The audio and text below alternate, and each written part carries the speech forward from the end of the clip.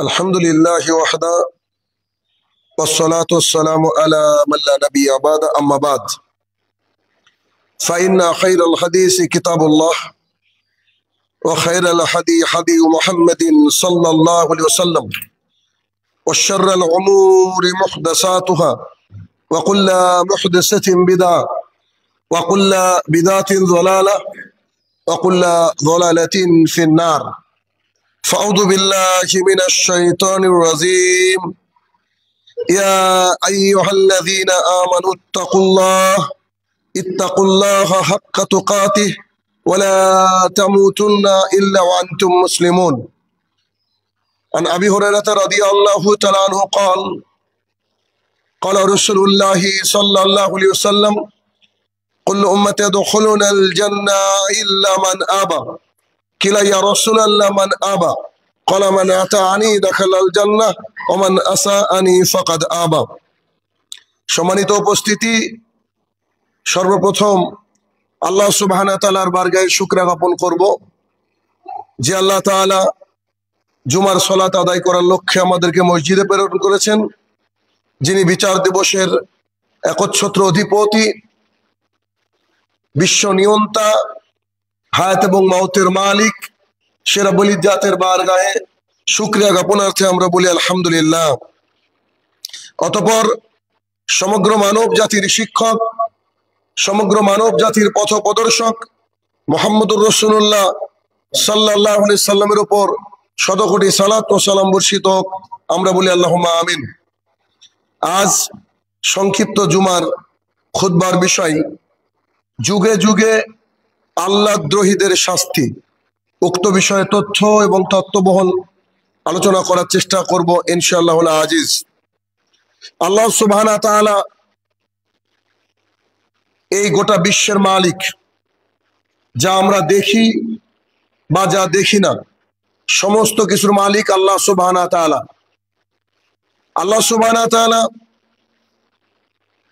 মানুষকে সৃষ্টি করার পর বিভিন্ন কওমের উপরে বিভিন্ন নবী রাসূলদেরকে পাঠিয়েছেন, গাইডলাইন পাঠিয়েছেন যে মানুষ আল্লাহ সুবহানাহু ওয়া তাআলার জমিনে কি করে চলবে। আল্লাহ সুবহানাহু ওয়া তাআলার প্রেরিত বান্দা, যাদেরকে আমরা নবী অথবা রাসূল বলে থাকি, তারা এসে তার জাতিকে দাওয়াতের কাজ করেছে, দাওয়াত দিয়েছে কি করে চলতে হয়, কি করে আল্লাহ তাআলার বন্দেগী ইবাদত করতে হয় তা বুঝিয়েছেন। কিন্তু সমস্ত নবী রাসূলদেরকে তার জাতি খুব ভালো করে সুন্দরভাবে তারা যা বলেছে তা মেনে নেয়নি, যা বেশিরভাগ রাসূল এবং নবীদের ক্ষেত্রে হয়েছে। যখনই তারা মানেনি, তখন সেই সব নবী এবং রাসূল তিনারা আল্লাহর দিকে ফিরে গিয়েছেন এবং আল্লাহর কাছ থেকে সাহায্য প্রার্থনা করেছেন। আল্লাহ সুবহানাহু ওয়া তাআলা তখন তাদেরকে সাহায্য করেছেন এবং যারা আল্লাহদ্রোহী অর্থাৎ আল্লাহর কালামে যারা বিশ্বাস করে না, যারা আল্লাহ সুবহানাহু ওয়া তাআলার বিধান থেকে মুখ ফিরিয়ে নিয়েছে, এগুলাকে মিথ্যা মনে করেছে, নবী রাসূলদেরকে জাদুকর, গণক, মিথ্যাবাদী বলে প্রতিপন্ন করার চেষ্টা করেছে, তখন আল্লাহ সুবহানাহু ওয়া তাআলা আযাব পাঠিয়েছেন এবং যুগে যুগে মানুষকে তিনি সবক শিখিয়েছেন। তবুও এক যুগ পার হওয়ার পরে সেই আযাব, সেই গজবের কথা কিছুদিন পরে মানুষ ভুলে গিয়েছে, আবার তারা তাদের মতন করে দিনাতিপাত জীবন পরিচালনা করার চেষ্টা করেছে। এইভাবে আমরা যদি অতীত থেকে একটু খেয়াল করি বর্তমানকে বোঝার জন্য, কেননা আজকে যারা জুলুম করছে, আজকে যারা মনে করছে যে আল্লাহ সুবহানাহু ওয়া তাআলার ক্ষমতা নেই, আজকে যারা সামান্য কিছু ক্ষমতা পাওয়ার পর নিজেকে মনে করছে যে আমরাই সর্বে সর্বা, তাদেরকে মনে করিয়ে দেওয়ার জন্যই আজকের এই খুতবা যে আল্লাহ সুবহানাহু ওয়া তাআলা তিনি চাইলে তার দুনিয়াতে যে কোনো মুহূর্তে আযাব পাঠাতে পারেন, যার বিভিন্ন দৃষ্টান্ত আমরা সবসময় পেয়ে থাকি। যেমন এই যে বৃষ্টি, যা আল্লাহ সুবহানাহু ওয়া তাআলা আকাশ থেকে বর্ষণ করেন, গোটা পৃথিবীর সবাই চেষ্টা করেও চাইলে বৃষ্টিকে বন্ধ করতে পারবে না। সাময়িকভাবে কেউ বন্ধ করার চেষ্টা করলেও আল্লাহ সুবহানাহু ওয়া তাআলা চাইলে এমন বৃষ্টি দিবেন যে বৃষ্টির কারণে ফসল হওয়া তো দূরের কথা, পুরো বন্যায় মানুষের ঘর বাড়ি ভেসে যাবে। তো সেই আল্লাহ সুবহানাহু ওয়া তাআলার নিয়ম নীতির বাইরে যখন অধিকাংশ মানুষ চলতে শুরু করে, তখন আল্লাহ সুবহানাহু ওয়া তাআলা তাদেরকে গজব স্বরূপ, আযাব স্বরূপ কিছু ভয়াবহ দৃশ্য অবলোকন করান, যা আমরা ইতিপূর্বে যুগে যুগে দেখেছি। সেগুলোকে যদি আমরা একটু খেয়াল করি আজকের জামানায়, তাহলে আমরা বুঝতে সক্ষম হব যে আল্লাহ সুবহানাহু ওয়া তাআলা যা ক্ষমতা, যা চিরস্থায়ী, তিনি যেভাবে খুশি তার জাতিকে আযাব গজব দিতে পারেন। অতএব যারা আল্লাহদ্রোহী, যারা আল্লাহর কথা কালামকে মানেন না, যারা আল্লাহ এবং আল্লাহ রসুলকে মানেন না, তাদের জন্য এখান থেকে থাকবে শিক্ষা, যাতে করে এই শিক্ষায় শিক্ষিত হয়ে তারা তাদের পাপ কর্ম থেকে দূরে থাকবে এবং এক আল্লাহ সুবহানাহু ওয়া তাআলার ইতাআত করবেন। যদিচ মনে হতে পারে একটি কথা যে আল্লাহ সুবহানাহু ওয়া তাআলা এক, তার বিধান এক, কিন্তু এত জাতি, এত ভাষা, এত ধর্ম কেন দুনিয়াতে? আসলে সবাই আল্লাহ সুবহানাহু ওয়া তাআলার কথা মানেনি। ইতিপূর্বের ঘটনা আলোচনা করলে আমরা বুঝতে পারবো আল্লাহ এক, তার জমিনে পূজা হোক এটা আল্লাহ চায় না। আল্লাহ এক, তার জমিনে একের অধিক আল্লাহকে কেউ বিশ্বাস করবে এটা আল্লাহ তাআলা চায় না। আল্লাহ তাআলা কখনো এগুলো চান না। কিন্তু মানুষ যখন অধিকাংশ এরকম এইদিকে ধাবিত হয়, তখন আল্লাহ তাআলা গজব পাঠায়। কিভাবে গজব পাঠায়, কত কঠিন আযাব আল্লাহ তাআলা পাঠাতে পারেন, তার কয়েকটা দৃষ্টান্ত আমরা আজকের খুতবায় দেখার চেষ্টা করবো ইনশাআল্লাহ। তার প্রথম আমরা দেখব মূসা আলাইহিস সালামের জামানা। আল্লাহ সুবহানাহু ওয়া তাআলা এই মূসা আলাইহিস সালামকে পাঠিয়েছিলেন বানি ইসরাইল গোত্রে, এটা গোত্র। সেই বানি ইসরাইলদের মধ্যে আল্লাহ সুবহানাহু ওয়া তাআলা মূসা আলাইহিস সালামকে পাঠিয়েছিলেন। কাহিনী অনেক লম্বা, আমরা শর্ট করে জানার চেষ্টা করব। সেই জামানার বাদশা, রাজা, যাদেরকে বলা হতো ফেরাও বা ফেরাউন, তো ফেরাউনের জামানা তখন চলতো। মূসা আলাইহিস সালাম আসলেন, এসে এই পথভ্রষ্ট জাতিকে দাওয়াত দিলেন। যখন আল্লাহ তাআলার দিন ভুলে যান, তখন আল্লাহ সুবহানাহু ওয়া তাআলা একজন নবীকে বা একজন রাসূলকে পাঠিয়ে দেন তার জাতির জন্য। ঠিক বনী ইসরাইলদের জন্য আল্লাহ সুবহানাহু ওয়া তাআলা পাঠালেন মূসা আলাইহিস সালামকে। তিনি এসে ফেরাউনের জাতিকে, যারা পথভ্রষ্টদের মধ্যে নিমজ্জিত ছিল, যারা ফেরাউনের পুজো করত, যারা ফেরাউনকে আল্লাহ বলে মেনে নিত, যারা ফেরাউনের ইতাআত করত, তাদেরকে মূসা আলাইহিস সালাম বুঝালেন যে আল্লাহ সুবহানাহু ওয়া তাআলা এক এবং অদ্বিতীয়। ফেরাউন একজন বাদশা মাত্র, আল্লাহ সুবহানাহু ওয়া তাআলার বান্দা আমি, ফেরাউন এবং সবাই। কিন্তু ফেরাউন তার অদ্ভুত আচরণের মাধ্যমে মূসা আলাইহিস সালামকে তুচ্ছ তাচ্ছিল্য করলো। দীর্ঘদিন যাবত, একদিন দুদিন নয়, দীর্ঘদিন যাবত আজকে আমাদের উপরে যে অত্যাচার হচ্ছে, অনেকে মনে করছে যে কেন আল্লাহর গজব আসছে না, আপনি খালি অপেক্ষা করেন, নিশ্চিত আল্লাহ সুবহানাহু ওয়া তাআলা পাঠাবেনই গজব। এটা আপনাকে কনফার্ম থাকতে হবে, আজকের খুতবা থেকে বুঝতে পারবেন। মূসা আলাইহিস সালামকে ফেরাউন অনেক অত্যাচার করতে শুরু করলো। যারা মূসা আলাইহিস সালামের প্রতি ঈমান আনলো, আল্লাহর প্রতি ঈমান আনলো, তাদের উপরে অত্যাচার করতে শুরু করলো। যারা শক্ত ঈমানদার মানুষ, তারা কিন্তু এই ফেরাউনের কষ্টের বুলডোজারের সামনেও তারা তাদের ঈমানকে টিকিয়ে রেখেছিল। আল্লাহ সুবহানাহু ওয়া তাআলা মূসা আলাইহিস সালামকে আরো বেশি শক্তি করার জন্য, শক্তিশালী হওয়ার জন্য তার ভাই হারুন আলাইহিস সালামকে বাড়ালেন, যে দুই ভাই একসাথে দাওয়াতের কাজ করুক। যদিও ফেরাউন ছিল কর্কশ ভাষী, খুব নোংরা প্রকৃতির মানুষ, তবু আল্লাহ সুবহানাহু ওয়া তাআলা যখন মূসা আলাইহিস সালাম এবং তার ভাই হারুনকে পাঠালেন, আল্লাহ তাআলা বলে দিলেন যে তার সামনে গিয়ে তুমি নরম ভাবে সুন্দর করে কথা বলবা, তার সামনে বলবো যে আল্লাহ সুবহানাহু ওয়া তাআলা এক, আপনি তার ইতাআত করুন। যখন তারা দুই ভাই এবং আরো কিছু লোক দাওয়াতের কাজ করতে গেলেন, দাওয়াতে নিয়ে গেলেন ফেরাউনের কাছে, তখন ফেরাউন বলে উঠলো, জানা রব্বুকুমুল আলা, তোমরা যে মাবুদের কথা বলছো, তোমরা যে আল্লাহর কথা বলে আমার কাছে এসেছো, সেই আল্লাহর চেয়ে বড় আল্লাহ হচ্ছে আমি, আস্তাগফিরুল্লাহ, এই কথা বললো ফেরাউন। যখন দীর্ঘদিন পার হয়ে গেল, দাওয়াত দিতে দিতে দিতে দিতে যখন ক্লান্ত হয়ে গেল মূসা আলাইহিস সালাম এবং হারুন আলাইহিস সালাম, তখন সিদ্ধান্ত নিলেন যে আমি ফিলিস্তিনে যাব, যেটা আপনারা ইতিপূর্বে শুনেছেন। তখন তিনি তার লোকজনকে নিয়ে, ঈমানদার লোকজনকে নিয়ে, দীর্ঘদিন দাওয়াতের ফল যখন যতটুকু মানুষ এসেছিল তাদেরকে নিয়ে যখন তিনি এলাকা ছাড়তে চাইলেন বা একটু পিসফুলি জীবন যাপন করতে চাইলেন, তখন ফেরাউনের লোকজন তার সাথে, তার পেছনে ধাওয়া করলো, করার পর তাদেরকে হত্যা করার ষড়যন্ত্র করলো। তারপরে যে ঘটনা ঘটেছে তা আমরা সবাই জানি। আল্লাহ সুবহানাহু ওয়া তাআলা সূরা শুআরার মধ্যে 67 নম্বর আয়াতে আল্লাহ তাআলা উল্লেখ করেছেন যে যখন তারা লোহিত সাগরের সামনে গেলেন, ওই লোহিত সাগরকে দুই খণ্ড করে দিয়ে, পানিকে দুই খণ্ড করে দিয়ে তার মধ্যে দিয়ে একটা রাস্তা তৈরি করে দিলেন, যে রাস্তার মধ্য দিয়ে মূসা আলাইহিস সালাম এবং তার কওম পার হয়ে চলে গেলেন ওইদিকে সিনাই মরুভূমিতে, তারা বেঁচে গেলেন। কিন্তু একই রাস্তা দিয়ে যখন এই আল্লাহদ্রোহী বেঈমানরা যাওয়ার চেষ্টা করলো, আল্লাহ সুবহানাহু ওয়া তাআলা সেই দুই দিকের পানি এক করে দিয়ে মূসাকে ডুবিয়ে রাখলেন। এই মানে ফেরাউনকে ডুবিয়ে দিলেন আর মূসা আলাইহিস সালামকে বাঁচিয়ে রাখলেন। এই দৃশ্য গোটা পৃথিবীর মানুষ পড়ছে, কিয়ামত পর্যন্ত পড়বে, যা কোরআনে আছে। তাহলে এখান থেকেও পরের জাতির কিন্তু শিক্ষা হয়নি, এটাই স্বাভাবিক। আমরা যতই দাঁড়িয়ে এখানে খুতবা দিই না কেন, আমরা যতই সলাতের কথা বলি না কেন, যতই সিয়ামের কথা বলি না কেন, যতই পর্দার কথা বলি না কেন, অনেক মানুষ এ বিষয়ে গাফেল। কেন? তারা এগুলোকে খুব একটা মূল্যায়ন করে না। এরকম আমাদের মতোই বহু মানুষ যুগে যুগে গিয়েছে, আল্লাহ তাআলার আযাব যতক্ষণ না এসেছে এরা ততক্ষণ সোজা হয়নি। কিন্তু আল্লাহর যখন আযাব চলে আসে তখন কিন্তু তওবা করার রাস্তা পাওয়া যায় না। ঠিক মূসা আলাইহিস সালাম যখন ওই পারে পার হয়েছে, ফেরাউন যখন নদীর মাঝে গিয়েছিল লোহিত সাগরে, তখন কিন্তু ফেরাউন ভুল বুঝতে পেরেছিল। তখন বলেছিল আমি মূসার রবের প্রতি ঈমান আনছি। আল্লাহ সুবহানাহু ওয়া তাআলা তার ঈমানকে তখন গ্রহণ করেননি। আল্লাহ সুবহানাহু ওয়া তাআলা মূসাকে বাঁচিয়েছিলেন, আর ফেরাউন আর তার কওমকে, শুধু ফেরাউনকে নয়, আল্লাহ সুবহানাহু ওয়া তাআলা সেখানে ডুবিয়ে মেরে দিলেন। তাহলে এখান থেকে বোঝা যাচ্ছে যারা হকপন্থী তাদের সাথে থাকতে হবে।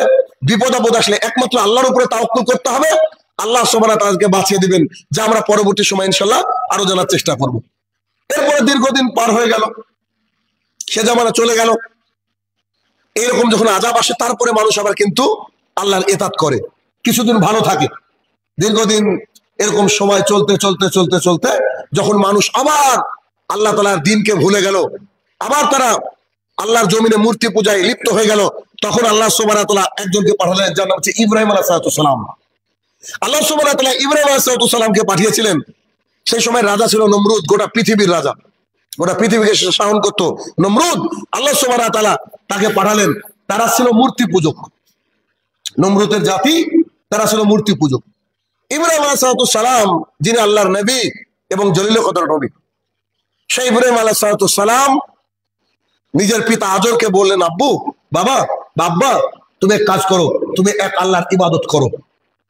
তখন তার বাবা বললো যে এতগুলো মূর্তি আমরা তৈরি করি, এতগুলো মূর্তি আমাদেরকে সাহায্য করে, দেব দেবী, এগুলো ছেড়ে তুমি এক আল্লাহর ইবাদত করতে বলছো, বোকা কোথাকার। তখন বললো যে না, এক আল্লাহর ইবাদত করো। তখন যখন তিনি বারবার বলতে লাগলেন, তখন তাকে বাড়ি থেকে তাড়িয়ে দেওয়ার সিদ্ধান্ত নিলেন। তার আগে কোনো এক সময় তাদের এলাকায় তিনি দাওয়াতের কাজ করতে শুরু করলেন। তাড়িয়ে দেওয়ার আগে পিতাকে দাওয়াত দিলেন, পিতা গ্রহণ করলেন না। গ্রামের মানুষকে, এলাকার মানুষকে দাওয়াত দিতে শুরু করলেন। যখন তার দাওয়াতে কেউই দাওয়াত গ্রহণ করলো না, ঠিক এমন অবস্থায় একদিন একটা মেলা হলো। মানে যেমন ওই যে বিভিন্ন জাতির ধর্মে মেলা হয়, এরকম মেলা। তো মেলার সময় যখন সবাই চলে গেল, তখন তাদের উপাসনালয়ে ঢুকে তাদের যে দেবদেবী ছিল সবগুলোর মাথা সে ভেঙে ফেললো কুঠার দিয়ে, কুড়ল দিয়ে। তারপরে বড় একজন দেবী বা দেবতার ঘাড়ের উপরে কুঠারটা রেখে দিল। যখন তারা ফিরে দেখলো যে এই অবস্থা, সবাই তাকে জিজ্ঞাসা করলো। তখন তিনি তাদের উপাসনালয়ে গিয়ে বললেন যে বড় কাঁধে তো কুড়াল, তাকে জিজ্ঞাসা করেন, বোধহয় ওই ভেঙেছে। তখন সবাই অবাক হয়ে বলল, আরে ও কি ভাঙতে পারে নাকি, ও তো মাটির মূর্তি। তখন তিনি তাকে দাওয়াত দিলেন যে যারা ভাঙতেও পারে না, যারা গড়তেও পারে না, তো তাদের এটা আপনারা কেন করেন? তখন সিদ্ধান্ত নিল গোটা জাতি যে ইব্রাহিমকে তারা হত্যা করবে। অনেকগুলা লাকড়ি কাঠ এক জায়গায় সংগ্রহ করে সেখানে তাকে ফেলে দেওয়ার পরিকল্পনা করলো এবং ফেলেও দিল। কিন্তু আল্লাহ সুবহানাহু ওয়া তাআলা তার বিশেষ কুদরতে ইব্রাহিম আলাইহিস সালামকে সেই জ্বলন্ত অগ্নিকুণ্ডলের মধ্য থেকে তাকে হেফাজত করলেন, বাঁচিয়ে দিলেন, আগুনকে তিনি ঠান্ডা করে দিলেন। তারপরে তিনি থেমে থাকেননি। যখন জাতিকে দাওয়াত দিলেন, গ্রহণ করলো না, তখন পরিস্থিতি খুব খারাপ হয়ে গেল। যখন দেখলেন যে তার জাতি দাওয়াত গ্রহণ করছে না, তাকে তুচ্ছ তাচ্ছিল্য করছে, আরো বেশি করে মূর্তি পূজা করছে, তখন আল্লাহ সুবহানাহু ওয়া তাআলা করলেন কি, একদল মশাকে পাঠালেন। এবং তাফসিরে ইবনে কাসিরে এরকম আসছে যে মানুষ বুঝতে পারেনি ওটা মশা। যেমন গত কালকের দুপুরের কথা খেয়াল করলে বুঝতে পারবেন, হঠাৎ দুপুরে রাত হয়ে গেছিল, অন্ধকার। ঠিক তেমনই করে একটা মেঘ যেন চলে আসলো তার জাতির উপরে, একেবারে ঘন কালো মেঘ। যত কাছে আসলো তারা বুঝতে পারলো, আরে এগুলো তো মেঘ নয়, এগুলো যে মশা। আল্লাহ সুবহানাহু ওয়া তাআলা মশা পাঠিয়েছেন কাদের উপরে? নমরুদের জাতির উপরে। কল্পনা করেন, মশা তুচ্ছ একটা জিনিস। সেই মশা যখন আসলো, তখন যেসব সৈনিক বা যেসব মানুষরা ছিল তারা করতে লাগলো কি, এই মশাকে মারার জন্য যাদের হাতে তীর ছিল তারা উপরের দিকে তীর ছুটতে লাগলো। মশা যখন তাদের আশেপাশে মানে মশার খেলা দেখাতে শুরু করলো, তখন যাদের হাতে তরবারি ছিল তারা মশাকে কাটার জন্য, হত্যা করার জন্য তারা তরবারি চালাতে শুরু করলো। এই করতে করতে নিজের অজান্তে একে অপরকে হত্যা করলো। কেন? পাশে তো তার কোনো ভাই আছে, ও তো দেখতে পায়নি। ও তরবারি চালাচ্ছে, ওর গলা কেটে চলে যাচ্ছে, ও তরবারি চালাচ্ছে, ওর পেটে ঢুকে যাচ্ছে। এরকম করে একে অপরকে ওরা হত্যা করলো, কিন্তু তারা বুঝতে পারেনি। তারা ভাবছিল আমরা মশাকে মারছি। তখন নমরুদ দেখলো পরিস্থিতি খারাপ, তখন সে তার প্রাসাদে ঢুকে পড়লো। না, আমাকে তো বাঁচতে হবে, আমার জাতি যায় যাক, অসুবিধা নেই। তখন সে প্রাসাদে ঢুকে পড়লো। প্রাসাদে ঢুকে পড়ার পর তাফসীর ইবনে কাসির বলছে, সবচেয়ে দুর্বল একটা মশা তার পেছন পেছন গেল। মশাকে তো আটকানো জায়গা নেই। মশা গিয়ে তখন তার মাথার চারিপাশে ঘুরতে শুরু করলো। তারপরে তার নাকের ছিদ্র দিয়ে মশা যখন প্রবেশ করলো মাথার মধ্যে, প্রবেশ করার পর যখন তার মাথার মধ্যে সে যন্ত্রণা দিতে শুরু করলো, তখন সে নিজের জুতো খুলে পায়ের জুতো খুলে মাথায় বাড়ি দিতে লাগলো। যখন বাড়ি দিত একটু শান্ত হতো, আবার মশা ঘুরতো, আবার বাড়ি দিত। তখন সে সিদ্ধান্ত নিল যে একজন লোককে আমি নিযুক্ত করবো এই কাজে, যখন আমার মাথায় যন্ত্রণা করবে সেজন্য এসে আমাকে জুতো দিয়ে বা হাতুড়ি দিয়ে বাড়ি দেয়। এরকম করে দীর্ঘদিন যাবত আল্লাহ সুবহানাহু ওয়া তাআলা তাকে শাস্তি দিল। কেউ কেউ বলেছে 400 বছর, কেউ কেউ বলেছে 40 বছর। আল্লাহ তাআলা ভালো জানে। তাকে এইভাবে আল্লাহ সুবহানাহু ওয়া তাআলা একটা মশা, দুর্বল মশার মাধ্যমে আল্লাহ সুবহানাহু ওয়া তাআলা তাকে এত কষ্ট দিয়েছিল, এত কষ্ট দিয়েছিল যে প্রতিদিন তাকে জুতো অথবা হাতুড়ির বাড়ি খেতে হতো। তারপরে এই করতে করতে সে পৃথিবী থেকে নিশ্চিহ্ন হয়ে গেল। এই ছিল নমরুদের ঘটনা। তারপরে পৃথিবী আরো কিছুদিন ভালো চললো। কেন? মানুষ যখন খুব বিপদে পড়ে তারপরে সে কিছুটা সময় বুঝতে পারে, খুব আল্লাহ বিল্লাহ করে। যেমন দেখবেন যে কারোর বাড়িতে কেউ যদি মারা যায়, কোনো বিপদ আসে, তাহলে কি করে? সে মসজিদ আসে কিছুদিন, আবার কিছুদিন পর সে আবার ও রাস্তা ভুলে যায়। এটা হচ্ছে মানুষ, এটা হচ্ছে মানুষের বৈশিষ্ট্য। এইভাবেই আল্লাহ সুবহানাহু ওয়া তাআলা তাদেরকে যখন বিপদ দিল, কেউ কেউ তো দেখলো বা তাদের কথা শুনলো, তার ফলস্বরূপ আল্লাহ তাআলা যারা ইমানদার ছিল তাদেরকে বাঁচিয়ে দিল। এই ইমানদারদের মুখ থেকে কাহিনী শোনার পরে কিছু মানুষ ইমান নিয়ে আসলো, তারা দীর্ঘদিন যাবত আল্লাহ তাআলার ইতাআত করলো, পৃথিবী সুন্দর হলো, এভাবে চললো। এরকম করতে করতে করতে যখন আবার দীর্ঘদিন পার হয়ে গেল, তখন আবার একটা জাতি আসলো যারা আবার নিজেকে দুনিয়ার সাথে অ্যাটাচ করে নিল, আল্লাহ তাআলাকে ভুলে গেল। আল্লাহ কি, আল্লাহর পাওয়ার কি মানুষ ভুলে গেল। যখন দীর্ঘদিন যাবত ভুলে গেল, তখন আল্লাহ সুবহানাহু ওয়া তাআলা পাঠালেন নূহ আলাইহিস সালাতু সালামকে। আল্লাহ সুবহানাহু ওয়া তাআলা তাকে 950 বছর হায়াত দিয়েছিলেন। 950 বছর যাবত তিনি তার জাতিকে দাওয়াতের কাজ করলেন। আমাদেরকে আল্লাহ কতটুকু সময় দিয়েছে? এই তো মোটামুটি 2012 সাল থেকে দাওয়াতের কাজ করি, মাত্র এতটুকুই আমরা ক্লান্ত। এই কয়েকটা বছর মাত্র আমরা ক্লান্ত হয়ে গেছি। অথচ একজন নবী, তার ধৈর্য শক্তি কতটা, আল্লাহ তাআলা তাদেরকে কিভাবে আল্লাহর জমিনে কত কষ্ট সহ্য করার পরেও আল্লাহওয়ালা হয়ে পৃথিবী থেকে বিদায় নেওয়ার তৌফিক দিয়েছেন। এবার কল্পনা করেন, 950 বছর মানুষকে কি করলো? দাওয়াত দিল। মানুষকে দাওয়াত দিলে তাদেরকে বলতো যে তোমরা আল্লাহর ইতাআত করো, তোমরা আল্লাহর ইবাদত করো। তখন তারা তাকে বিশ্বাস করতো না, তারা তাকে তুচ্ছ তাচ্ছিল্য করতো, তারা তাকে নিয়ে আর কি ঠাট্টা ফাজলামি করতো তার সাথে। যখন এরকম দীর্ঘদিন যাবত যখন তার সাথে এরকম করলো, তিনি দাওয়াত দিতে গেলে তাকে বলে যে তোমাকে কিন্তু এলাকা থেকে তাড়িয়ে দেবো, বেশি এ করলে তোমাকে এলাকা থেকে তাড়িয়ে দেবো। এখনো দেখেন, এখনো যারা হকপন্থী মানুষ তাদেরকে কি বলে? তোমাদেরকে এলাকা থেকে তাড়িয়ে দেবো, এক ঘরে করে দেবো। এই যে গত 1 সপ্তাহ হয়নি, আপনার বাংলাদেশের ব্রাহ্মণবাড়িয়াতে একটা সালাফি মসজিদকে ভেঙে দেওয়া হয়েছে। কল্পনা করেন একবার, মসজিদকে ভেঙে দেয়, আল্লাহর ঘরকে ভেঙে দেয়, কেউ কথা বলার নাই। কেন? আমাদের ঘরকেও, আমাদের এই মসজিদকেও ভাঙার পরিকল্পনা করেছিল। এটা তো আপনারা সবাই জানেন, জানেন না কেউ না এমন নয়। তাহলে কি এক শ্রেণীর মানুষ চায় যে তারা তাদের বাপ দাদাকে অনুসরণ করবে, বাকি আর কিছু দরকার নেই। ওটা বলছি একটু পরে, আমি আসছি এই বিষয়ে। তো নূহ আলাইহিস সালাম 950 বছর দাওয়াত দিলেন। তাকে বললো কি যে তুমি দাওয়াত রাখো, নাহলে তোমাকে কিন্তু গ্রাম ছাড়া করে দেবো। তখন তিনি আল্লাহর কাছে চলে গেলেন। একজন ইমানদার এর কাজই হবে আল্লাহর উপরে ইতাআত করা, বিপদে পড়লে আল্লাহর কাছে সাহায্য চাওয়া। তিনি আল্লাহ তাআলাকে বলতে লাগলেন, আল্লাহ এই জাতি তো আমার কথা শুনে না, আমাকে ধাক্কা দেয়, আমাকে মারে, আমাকে বের করে দেয়, হুমকি দেয়, তো তুমি দেখো। আল্লাহ সুবহানাহু ওয়া তাআলা তাকে বললেন যে নৌকা তৈরি করো। ঘটনা অনেক লম্বা, শর্ট করে বলি। আল্লাহ তাআলা তাকে বললেন তুমি নৌকা তৈরি করো। এলাকার মানুষ তাকে নিয়ে আরো বেশি হাসতে শুরু করলো। কেন হাসির কারণ কি? তিনি এমন জায়গায় নৌকা তৈরি করলেন, না আছে সমুদ্র, না আছে নদী, না আছে কিছু, মরুভূমি। মরুভূমির মধ্যে নৌকা, হাস্যকর বিষয়। তিনি যে আল্লাহর ওহীপ্রাপ্ত মানুষ, আল্লাহ যে তাকে বলেছেন, কিন্তু এটা মানুষ বিশ্বাস করলো না। যখন তিনি নৌকা তৈরি করলেন, যারা ঈমান এনেছিলেন তাদেরকে তিনি নৌকায় তুললেন। তোলার পর আল্লাহ সুবহানাহু ওয়া তাআলা এমন এক প্লাবন দিয়ে দিলেন, এমন এক বন্যা দিয়ে দিলেন, গোটা পৃথিবীর ইতিহাস সাক্ষী এমন বন্যা ইতিপূর্বে এবং আজ পর্যন্ত আর হয়নি। এত বন্যা দিয়ে দিলেন, সেই জাতিকে পুরো ডুবিয়ে মেরে দিলেন। আর যারা ঈমান এনেছিল আল্লাহ সুবহানাহু ওয়া তাআলা তাদেরকে নৌকায় তুলে বাঁচিয়ে দিলেন। তার মানে সবচেয়ে বড় একটা পয়েন্ট এখান থেকে পিক করতে হবে, সেটা কি? যে আমরা যেখানে থাকি না কেন, যদি ঈমানদার হই তাহলে আল্লাহ তাআলা বাঁচাবে, নিশ্চিত বাঁচাবে। আমরা যদি ঈমানদার হই, নিশ্চিত আল্লাহ সুবহানাহু ওয়া তাআলা আমাদেরকে বাঁচাবে, এতে কোনো সন্দেহ নাই, যেখানে থাকি না কেন। আর যদি আমরা বেঈমানদের সাথে থাকি, যেখানে থাকি না কেন আল্লাহ পাকড়াও করবে। এ বিষয়ে পরের দিকে আসছে, একটা বিষয় বললে বুঝতে পারবেন যে ঈমানদারদের সাথে থাকা লাভ কি আর বেঈমানদের সাথে থাকা লাভ কি। কিন্তু আমাদের দেশের সরকার এটা কিন্তু বুঝে না, এরা ইতিহাস পড়েও না। এগুলো তো ইতিহাস আছে, এগুলো গুগল সার্চ দিলে পাওয়া যায় যে ইতিহাসে এগুলো রয়েছে, কিন্তু এরা এগুলো দেখবে না। এরা এমন একটা এক্সট্রিম পর্যায়ে আসবে, এদেরকেও আল্লাহ তাআলা ধ্বংস করবে, পরবর্তী প্রজন্ম কিছুদিন ভালো চলবে, আবারও তারা এই করবে, এইভাবে চলবে দুনিয়া। কেউ বুঝতে চায় না, কেউ বোঝার চেষ্টাও করে না, কেউ বুঝতে চায় না।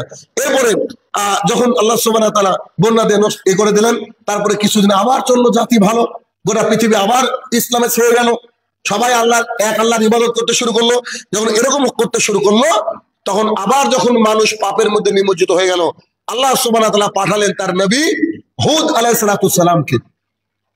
হুদ আলাইহিস সালামকে পাঠালেন, তার জাতির নাম হচ্ছে আদ। আদ জাতির মধ্যে তিনি পাঠালেন। তাদের অপরাধ কি ছিল? তাদের অপরাধ ছিল বিনা প্রয়োজনে বড় বড় বিল্ডিং তৈরি করা। এমনি মানে দুনিয়ার ভোগবিলাসী তাদের কাছে সেরা।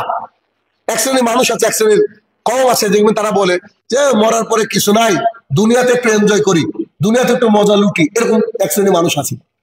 কিন্তু এই জাতি থেকে তাদের শিক্ষা নিতে হবে। আদ হুদ আলাইহিস সালামকে আল্লাহ সুবহানাহু ওয়া তাআলা পাঠালেন কোথায়? আদ জাতির মধ্যে। তাদের কাজ কি ছিল?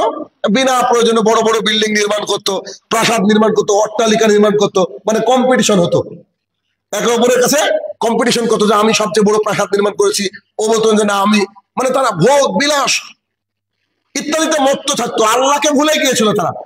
দেখবেন অনেকে আছে প্রচুর টাকা হলে আবার আল্লাহকে ভুলে যায়, এরকম বহু মানুষ আছে যে যার যত বেশি টাকা সে তত বেশি আল্লাহকে ভুলে যায়, তোয়াক্কা করে না। তারা মনে করে আমার কাছে টাকা আছে, কি হবে, এরকম কিছু মনে করে।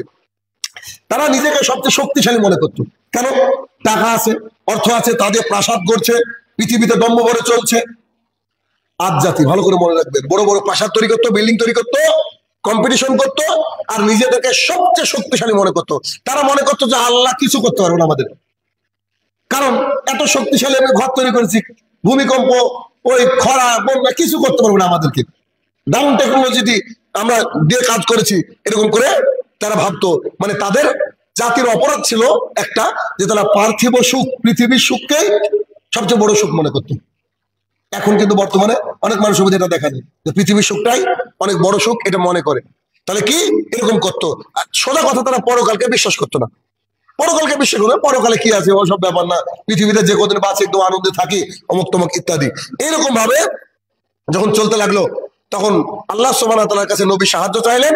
আল্লাহ সুবহানাহু ওয়া তাআলা 7 দিন যাবত টানা ঘূর্ণিঝড় দিলেন, 7 দিন যাবত তুফান দিলেন, প্রচন্ড ঝড় আর তুফান। এই ঝড় আর তুফানের ফলে যারা ঈমান এনেছিল তারা ব্যতীত সবাই ধ্বংস হয়ে গেল। তার মানে এখান থেকে কি বোঝা যাচ্ছে? যারা ঈমানদার তাদেরকে আল্লাহ তাআলা এট এনি কস্ট বাঁচাবে, কত টেনশন নেই। আর যদি মৃত্যু হয়ে যায় তাহলে তার মৃত্যু শহীদ মৃত্যু হবে, তার মৃত্যু ভালোভাবে মৃত্যু হবে, যেটা আল্লাহ গ্রহণ করবে ইনশাআল্লাহ। তাহলে কি, তারা ব্যতীত সবাই ধ্বংস হয়ে গেল। এইভাবে একে একে আল্লাহ সুবহানাহু ওয়া তাআলার পরীক্ষা, আল্লাহ সুবহানাহু ওয়া তাআলা আযাব, আল্লাহ সুবহানাহু ওয়া তাআলা গজব জাতি দেখেছে, মানুষ দেখেছে, তারপরেও মানুষ আজকে কোথায়, কোন দিকে আছে, কোন দিকে আছে? এই জাতি চলে গেল, আবার পৃথিবীতে সুন্দরভাবে মানুষ আল্লাহর ইবাদত করা শুরু করলো, আল্লাহ ইবাদত করা শুরু করলো। এরকম করতে করতে করতে করতে আবার এক জাতি আসলো, যে জাতির নাম হচ্ছে সামুদ। আল্লাহ সুবহানাহু ওয়া তাআলা সালেহ আলাইহিস সালাতু সালাম একজন নবী, তাকে প্রেরণ করলেন, যাও তুমি যাও। তো তারাও আগের জাতির মতো কিছুটা ছিল, তারা পার্থিব সুখটাকে, পৃথিবীর সুখটাকে অনেক বড় সুখ মনে করত। তারা একটা বিষয় খুব পটু ছিল, বিশাল বিশাল পাহাড় কেটে তারা বাড়ি তৈরি করতে পারতো, বিশাল বড় বড় পাহাড় কেটে তারা বাড়ি তৈরি করতো, এবং দেখাতে চাইতো যে এত বড় পাহাড় আমরা কেটে বাড়ি তৈরি করলাম, অথবা আমরা অনেক শক্তিশালী, আমাদেরকে কোনো কিছু কোনো ক্ষতি করতে পারবে না। অর্থাৎ তাদের মধ্যে পরকালের ভয় ছিল না, কারণ পাহাড়ের মতো জিনিসকে কেটে বাড়ি করছে, তাহলে পরকালের ভয় কি করে থাকে? তাদের মধ্যে কোনো পরকালের ভয় ছিল না। তো এরকম করে চলতে লাগলো। তখন তাদের নবী সালেহ আলাইহিস সালামকে যখন তিনি দাওয়াত দিলেন, দাওয়াত দিতে দিতে দিতে এক পর্যায়ে তারা বললেন, আচ্ছা তুমি যে নবী, তুমি যে নবী, আচ্ছা ঠিক আছে, শোনো, তোমার কথা আমরা মানবো, তুমি একটা মুজিজা দেখাও, এমন কিছু ঘটনা ঘটাও যেটা কেউ পারে না, এরকম ঘটনা ঘটাও, তুমি একটা মুজিজা দেখাও, তারপর তোমাকে বিশ্বাস করবো। তখন তিনি মুজিজা দেখালেন, যে কি, আল্লাহর কাছ থেকে একটা উট চাইলেন, উট, গাভী, এই সরি কি, উষ্ট্রি, যেটা ছিল মানে একটা উট আল্লাহ সুবহানাহু ওয়া তাআলার কাছ থেকে চাইলেন। তো আল্লাহ সুবহানাহু ওয়া তাআলা একটা উট দিলেন তাদেরকে, বললেন যে এটা আল্লাহর তরফ থেকে।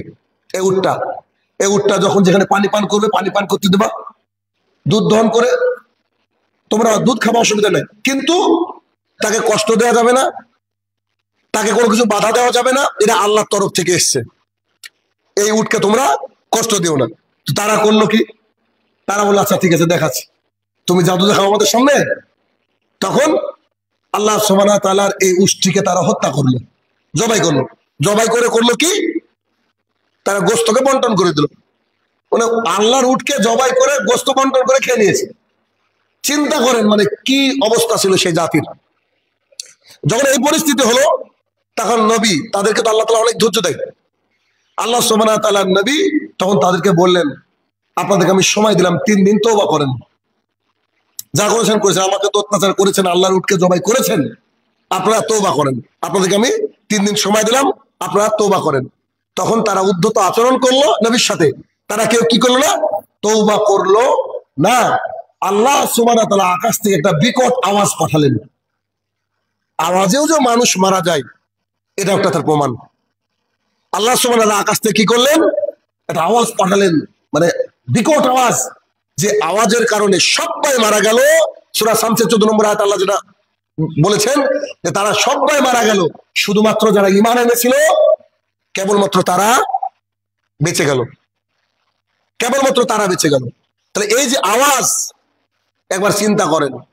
কথিত আছে, এখানে একটা ঘটনা বলবো বলেছিলাম, কথিত আছে যে সেই জামানার একজন লোক মক্কাতে গিয়েছিল, হারাম শরীফের মধ্যে অবস্থান করছিল, সেও ওই দলের, আল্লাহ দ্রোহীর দলের। তো সে মক্কার মধ্যে ছিল, মক্কার মধ্যে থাকা অবস্থায় সবাই মারা গেছিল তার এলাকার ইমানদার বাদ দিয়ে, সে কিন্তু বেঈমান ছিল, কারণ সে জামানার বেঈমান মানুষও হজ করতো, বেঈমান মানুষও তওয়াফ করতে যেত। তো সে করেছিল কি, কাবার মধ্যে ছিল, যখন সে কাবার মধ্যে থেকে বেরোলো, তখন সে সবকিছু, তারপরে হারাম যে এরিয়া আছে, ওই হারাম এরিয়া পার হওয়ার পর সে আওয়াজ তাকে ঘিরে ধরলো এবং ওখানে তার মৃত্যু ঘটলো। তার মানে এখানে একটা মজার বিষয় হচ্ছে, যদি কেউ ইমানদার হয়, আল্লাহ সুবহানাহু ওয়া তাআলা নিশ্চিত তাকে পৃথিবীর বুকে যদি বাঁচানোর হয় আল্লাহ তাআলা বাঁচাবে, আর মৃত্যু হলে সুন্দর মৃত্যু দিবে। আর যদি কেউ বেঈমান হয়, ও যদি কাবার মধ্যে লুকিয়ে থাকে, ও বেরালেই তার ব্যবস্থা আল্লাহ সুবহানাহু ওয়া তাআলা করে দেবে। এখান থেকে প্রমাণ। অতএব এই থেকে আমাদেরকে আল্লাহ সুবহানাহু ওয়া তাআলা শিক্ষা নেওয়া তৌফিক আদা করুক, আল্লাহুম্মা আমিন।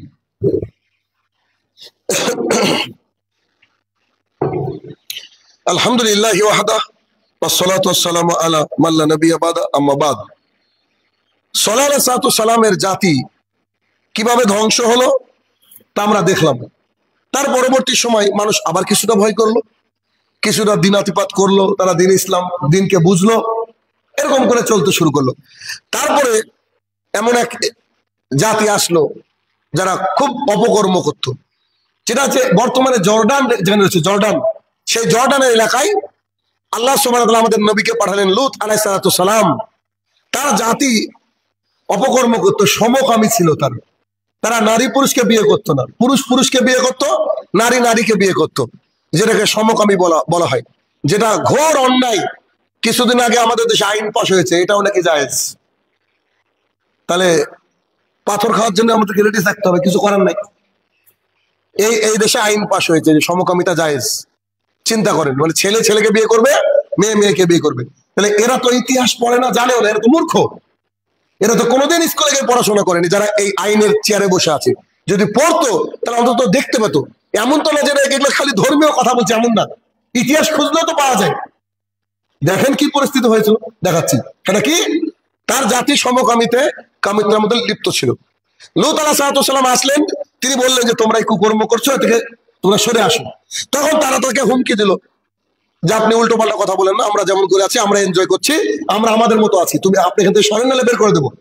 যখন তাকে এরকম করে দীর্ঘদিন দাওয়াত দেওয়ার ফলেও দাওয়াত গ্রহণ করলেন না, তখন আল্লাহ সুবহানাহু ওয়া তাআলার কাছে তিনি আশ্রয় চাইলেন, আল্লাহ কি করা যায় এই জাতিকে, আমি তো চোখে দেখে পাপ দেখতে পাচ্ছি না, আল্লাহ তুমি ব্যবস্থা করে দাও।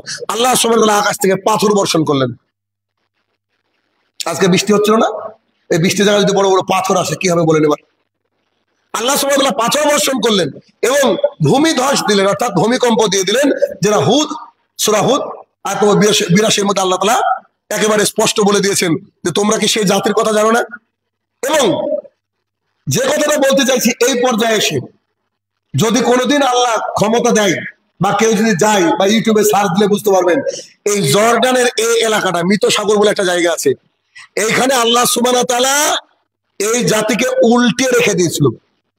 মানে একবার তলে ভূমিধস করে উল্টে, জমিকে উল্টে রেখে দিয়েছিল।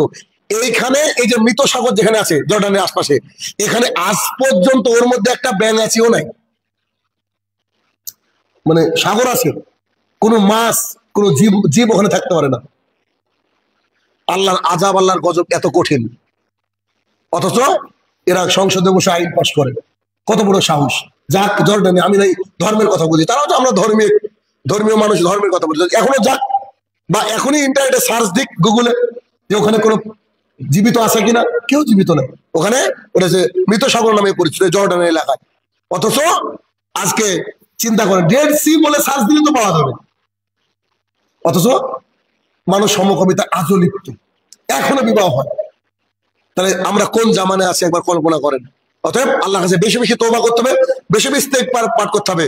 বেশি দিন বেঁচে থাকাটা এখন প্রয়োজন নাই, যত অল্প সময় বেঁচে থেকে ঈমান নিয়ে আল্লাহর কাছে যাওয়া যায়।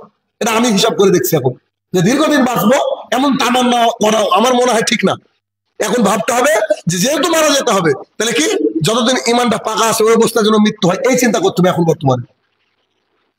ওই জর্ডানের পরিস্থিতি এখনো এরকম আছে। বলেন তো কত হাজার বছর আগে এটা ঘটেছিল, এখনো ওখানে ওই পানিতে কিছু একটা জীব থাকতে পারে না। এটা কি কল্পনা করা যায়? তাহলে সেই আল্লাহ তাআলা যদি আজকে আবার আযাব দিয়ে দেয়, আবার গজব দিয়ে দেয়, পরিস্থিতি কত ভয়াবহ হবে এগুলো আমরা বুঝতে পারি না। এরপরে জাতি আবার কিছুদিন ভালো চললো, আবার একটা জাতি আসলো যেটাকে কওমে মাদিয়ান বলা হয়। কওমে মাদিয়ান, আল্লাহ সুবহানাহু ওয়া তাআলা শুআয়ব আলাইহিস সালাম আমাদের একজন নবী, তাকে পাঠালেন, যাও তুমি তোমার জাতিকে দাওয়াত দাও। তখন তিনি আসলেন, তো তার জাতির অপরাধটা কি ছিল? তার জাতির অপরাধটা ছিল মানে ওজনে কম দিত। এমন কিছু অপরাধ তারা করতো না, তারা করতো কি ওজনে কম দিত, ওজন করার সময় কম দিত। আর এই কম দেওয়ার ফলে আল্লাহ সুবহানাহু ওয়া তাআলার এই বান্দাদেরকে সোহাইব আলাইহিস সালাম দীর্ঘদিন দাওয়াত দেওয়ার ফলেও তারা তাদের এই আচরণ থেকে ফিরে আসেনি। তখন তিনি আল্লাহর কাছে আশ্রয় চাইলে আল্লাহ সুবহানাহু ওয়া তাআলা করলেন কি, তাদেরকে একটা বিকট আওয়াজ দিয়ে দিলেন, বিকট একটা শব্দ পাঠিয়ে দিলেন তাদেরকে, মানে যে বিদ্যুৎ চমকানোর শব্দ। তারা ছিল অনেক শক্তিশালী, তারা তাদের বাড়ির সামনে উঠানের মধ্যে এবং দরজার সামনে খেজুর গাছের মতো উপড়ে পড়েছিল। ঝড় আসলে যেমন উপড়ে পড়ে থাকে, বিশাল বিশাল দেহ ছিল তাদের, তারা উপড়ে পড়েছিল। আমি আপাতত এই 6-7টা জাতির কথা আপনাদের সামনে পেশ করলাম। এখন একটা প্রশ্ন, এই প্রশ্ন নিয়ে বাড়িতে যান, সেটা হচ্ছে এই ওজনে কম দিত, আল্লাহ সুবহানাহু ওয়া তাআলা তাদেরকে বিকট আওয়াজ পাঠিয়ে শেষ করে দিলেন। সমকমিতায় লিপ্ত ছিল, আল্লাহ সুবহানাহু ওয়া তাআলা লূত আলাইহিস সালামকে পাঠালেন, তারপরে তারা পাথর বৃষ্টির মাধ্যমে পৃথিবীতে ধ্বংস হয়ে গেল। আল্লাহর জমিনে যারা মূর্তি পূজা করত, এই মূর্তি পূজা করার কারণে মূসা আলাইহিস সালামের চোখের সামনে ফেরাউন এবং তার লোকজনকে ডুবিয়ে মারলেন। আবার ইব্রাহিম আলাইহিস সালামের সামনে তাদের মশা পাঠিয়ে আল্লাহ তাআলা আযাব দিলেন। এখন এক একটা জামানার এক একটা পাপ ছিল, যার ফলে আল্লাহ তাআলা এই আযাব পাঠিয়েছিলেন। সবচেয়ে ভয়ঙ্কর যে বিষয়টা বলতে যাচ্ছি এখন, সেটা হচ্ছে আমরা এমন একটা জামানায় বসবাস করছি যেগুলো আলোচনা করলাম সব পাপগুলো আমাদের জামানায় আছে। এবার আমাদের উপরে যদি আল্লাহ আযাব পাঠায়, আযাবটা কেমন হবে বলে কল্পনা করেন। মানে সমকামী ছিল, তা আল্লাহ ধ্বংস করেছে।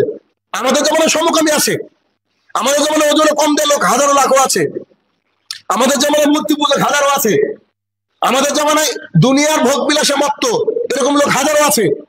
আল্লাহ তাআলা তখন তাকে ধ্বংস করে। এটা মানে আল্লাহর বিশেষ অনুগ্রহ, আল্লাহর রহমত, আল্লাহর দয়া যে আল্লাহ সুবহানাহু ওয়া তাআলা এখনো আমাদেরকে আযাব পাঠাননি, এখনো আযাব আমাদেরকে পাঠাননি।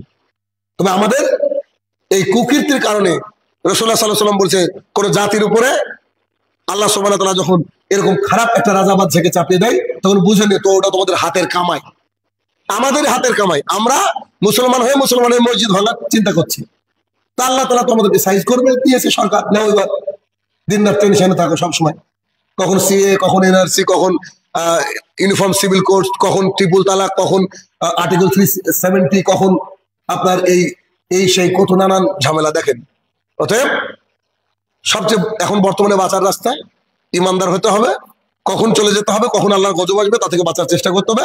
আল্লাহ তাআলা আমাদেরকে সেই বুঝদান করুক, আল্লাহুম্মা আমিন। আমাদের মধ্যে যারা এখন অসুস্থতায় ভুগছে, আল্লাহ তাআলা যেন তাদেরকে শেফা দান করে, আল্লাহুম্মা আমিন। আর যারা আমাদের দেশকে ধ্বংসের দিকে ঠেলে দেওয়ার চেষ্টা করছে, আল্লাহ তুমি তাদেরকে খাস গজব দিয়ে তাদেরকে তুমি এই পৃথিবীর বুকে কুকুরের মতো মৃত্যু দান করো, আল্লাহুম্মা আমিন। আর যদি তারা হেদায়েত পাওয়ার মতো হয়, আল্লাহ তুমি তাদেরকে হেদায়েত দান করো, আল্লাহুম্মা আমিন। হে আমার প্রতিপালক, আমরা যেন মারা যাওয়ার আগ পর্যন্ত তোমার ইতাআত করতে পারি, তোমার ইবাদত করতে পারি, আল্লাহ তুমি সেই তৌফিক আদা করো, আল্লাহুম্মা আমিন। কবরের তলে যারা শাহিত জানি না কি হালে রয়েছে, তারা যদি ক্ষমার যোগ্য হয়, আল্লাহ তুমি তাদেরকে ক্ষমা দান করো, আল্লাহুম্মা আমিন।